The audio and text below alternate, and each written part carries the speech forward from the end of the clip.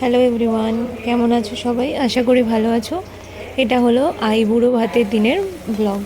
মানে যেদিনকে পৈতে ছিল ঠিক তার আগের দিনকে সমস্ত কিছু আইবুড়ো ভাতে যা যা রান্না মানে করা হয়েছিল, যেরকম পায়েস, 5 রকম ভাজা, শাক ভাজা, আমের চাটনি, পোলাও, এইগুলো আমি করেছিলাম। আর বাকি জিনিসগুলো এসেছিলো ক্যাটারিং থেকে। এই যে মা, শাশুড়ি মা আমাদের ঠাকুর ঘরে বসে পুজো করছে, তারপরে সুন্দর করে সমস্ত কিছু সাজিয়ে দেওয়া হয়েছিল ওকে। আর সেদিনকের রিচুয়ালস এটাই ছিল যে আইবুড়ো ভাত খাওয়া আর আশীর্বাদ পর্ব। তো এক এক করে সবাই ওকে আশীর্বাদ করলো। এটা ওর বাবা, মানে আমাদের দাদা, আর ওর মা, ওর দাদা দিদুন, ওর সবাই এক এক করে আশীর্বাদ করলো। এটা আমার শ্বশুরমশাই।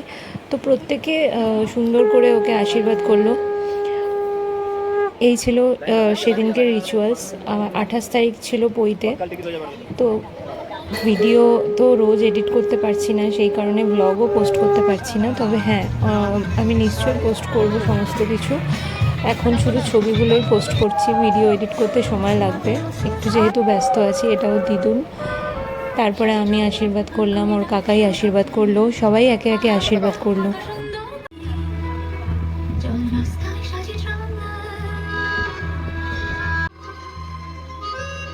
গতকালকে ছিল পৈতে, তো পৈতের কাজ খুব ভালোভাবেই সম্পন্ন হয়েছে।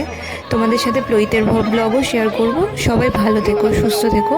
দেখা হচ্ছে অন্য কোনো ব্লগে। আজ আসি, তবে টাটা।